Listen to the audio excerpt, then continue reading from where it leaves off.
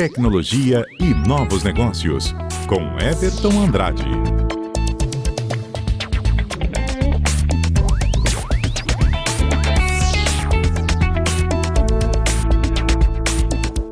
Uma hora e 36 minutos em Rondônia, quarta-feira, 4 de novembro de 2020, já como bem anunciado, Ciência e Tecnologia com Everton Andrade.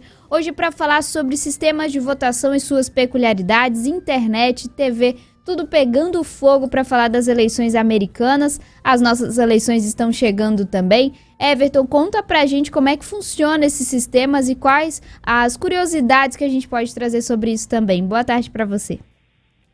Oi, boa tarde, Alexia. Boa tarde a você que está nos acompanhando.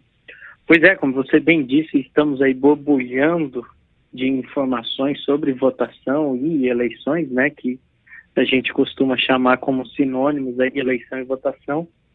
E acho que é legal a gente discutir um pouco sobre as características e peculiaridades desse sistema tão delicado e tão importante aí para as democracias de uma forma geral, né? Com certeza. Então, assim, quando a gente pensa em votação, tem diversos aspectos envolvendo, né?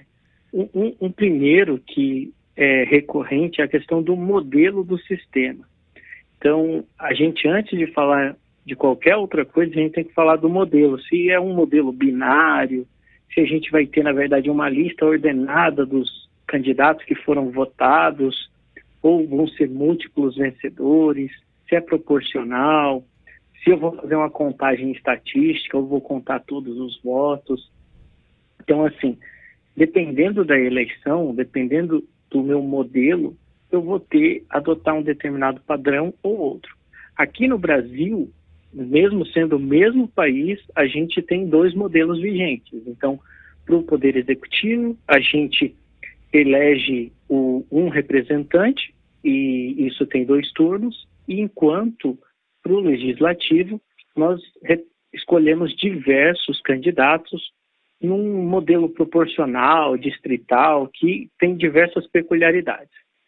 E esses modelos são diferentes de outros países. Então, quando a gente está falando de um sistema, que eu vejo muita comparação, principalmente na internet, que o Brasil faz assim, que os Estados Unidos deveriam fazer o mesmo. Acho que essa afirmativa tem que ser levada com bastante cuidado, porque o sistema lá é totalmente diferente do nosso. Então, o modelo lá já é diferente. Uhum. Assim como os objetivos dessa eleição. Aí eu vejo gente falando de, por que não usa a internet, o site, não sei o que, para fazer isso?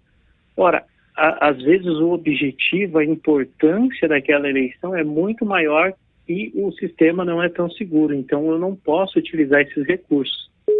Já vi gente falando absurdo de utilizar, por exemplo, votação do Facebook para eleger candidatos. Isso é impensável, porque a gente vai estar ferindo um monte de premissas aí somente pela utilização disso. E também a gente tem tanta diferença que vem aí a questão das tecnologias, né? Alguns países continuam utilizando cédulas, os Estados Unidos utilizam, por exemplo, o correio, nós utilizamos cédulas e a urna eletrônica, Sim. Outros países utilizam a web. Então, nós temos diversas diferenças que nós temos que observar para adequar esses sistemas para a realidade de cada eleição, de cada pleito eleitoral. Então, mas uma coisa que é interessante falar é que qualquer sistema vai ter 4 pilares básicos. Então, o primeiro pilar é a autenticidade, garantir que aquele voto, que a pessoa que está lá para votar realmente tem o direito de votar. Então é por isso que aqui no Brasil nós temos que ir até um local de votação, Uhum. mostrar o nosso documento, provar que estamos em dia para poder votar. Então isso tem a ver com a autenticação, então a autenticidade do meu voto. Eu sou uma pessoa que posso votar. Uma outra característica é a integridade. Então, o sistema tem que ter recursos para garantir que o voto que eu depositei, o voto que eu fiz, realmente seja computado da maneira devida, como eu inseri na urna. Então, uma outra característica também é o sigilo, que a gente chama de confidencialidade. ninguém pode ser capaz de saber em quem você votou. Uhum. Pelo menos não na maioria dos países. Existem poucos países no mundo que ainda permitem a revelação do sigilo do voto, mas isso, na maioria das repúblicas que nós temos, isso é garantido. E um último princípio básico é a questão da auditabilidade. Eu tenho que ter mecanismo para permitir que, se exista algum indício de fraude, eu possa auditar essa eleição e verificar se realmente o resultado foi aquele, se isso é possível. Então, notem que essas 4 características estão aí permeando qualquer sistema eleitoral pelo mundo e a gente tem que seguir independentemente da tecnologia que a gente for obedecer. Então, seja lá na Estônia, que é o único país do mundo que realiza votação pela web, eles seguem essas premissas, mas lá eles conseguem fazer isso porque cada cidadão tem um cartão que tem ali, na verdade, um certificado digital e ele consegue provar que ele é ele mesmo no computador dele.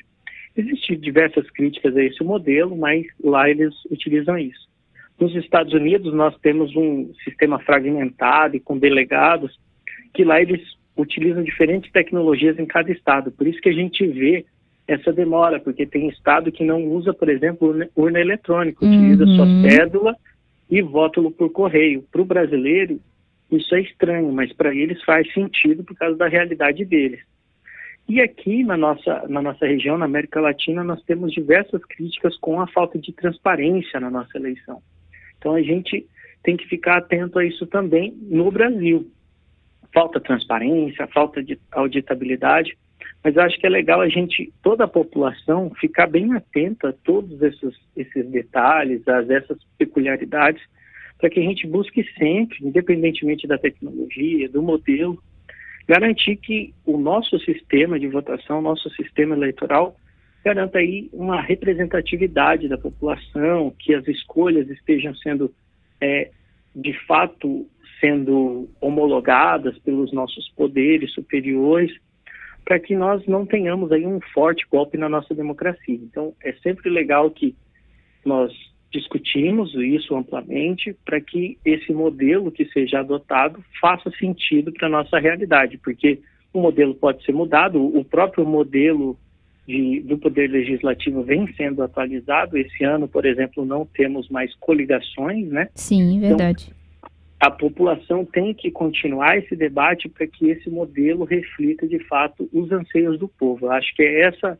independentemente da tecnologia, se é urna eletrônica, se é papel, acho que a gente tem que estar sempre preocupado no exercício da democracia, de sermos representados da maneira que estamos querendo. Acho que essa é a principal vontade, o principal anseio de qualquer sistema de votação.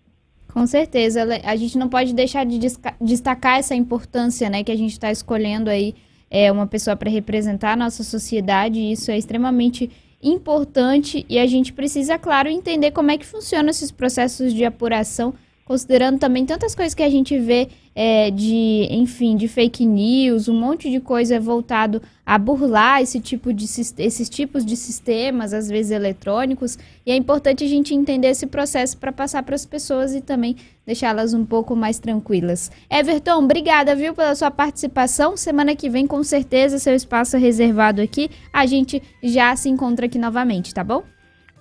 Eu que agradeço, Alex. Até semana que vem. Abraço. Até mais. Um abraço para você também.